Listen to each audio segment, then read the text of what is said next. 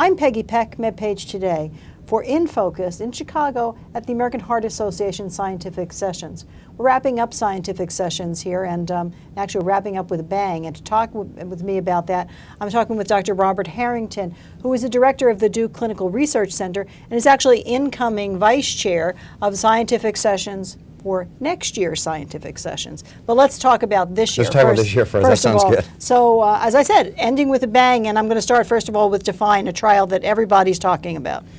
It is ending with a bang. You know, when you schedule these late-breaking clinical trials, most of the time you don't know the results because the investigators send you just the methods and you don't know the results, and you try to schedule things hoping that indeed you can end with a bang, and DEFINE did that. So DEFINE, as you know, is looking at a way to raise HDL cholesterol by a mechanism similar to a drug, torcept, which had problems in clinical trials. It was causing excess harm.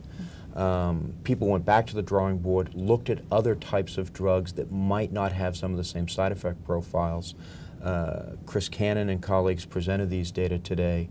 These is a class of drugs called the CETP inhibitors, and raised HDL, lowered LDL, and did it without affecting blood pressure, without affecting potassium, two of the off-target effects that torcept had.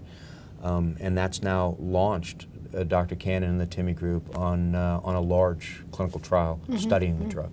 So this was very exciting, but we do have to say that this really is a surrogate trial. And this was a phase 2 trial. Right, and so, wouldn't it be wonderful if we really knew if raising HDL would actually affect outcomes, and we don't really know that yet. We absolutely don't know that yet. What we do know is that high HDL is associated with better cardiovascular outcomes than lower HDLs, but what we don't know is exactly the point you've made. If we artificially raise HDL, does that matter? Right.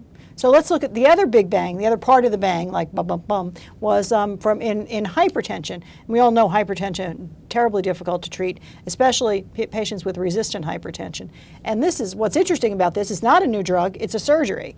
So I'm wondering if you can just give a sense of that. I mean, how exciting is that to think of treating hypertension? It's a renal denervation surgery. So we do know that the kidney produces a variety of substances which modulate blood pressure. And in fact, drugs like the ACE inhibitors, they work in part because they interfere with those hormones that the kidney produces.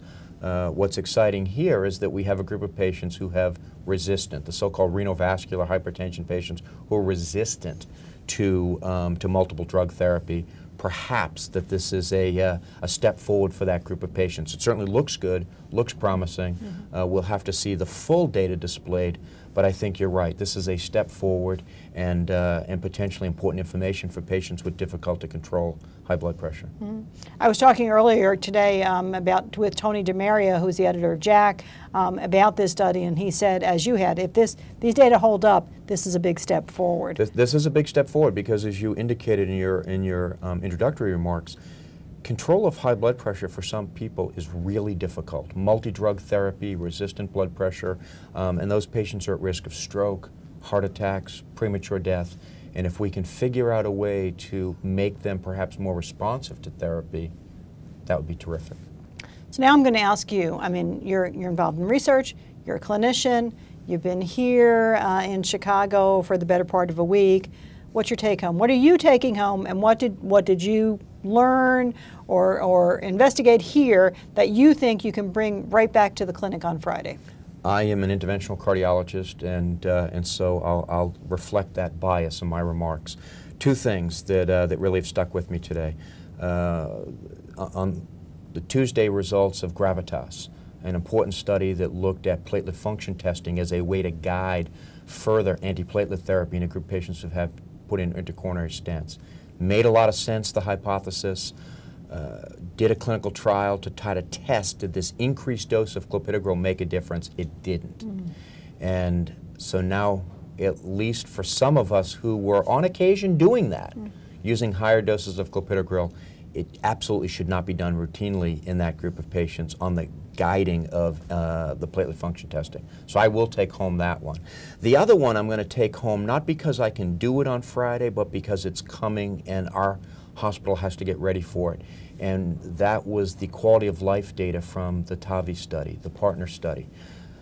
Just absolutely spectacular. This is the transcatheter aortic valve replacement in patients who have inoperable aortic stenosis.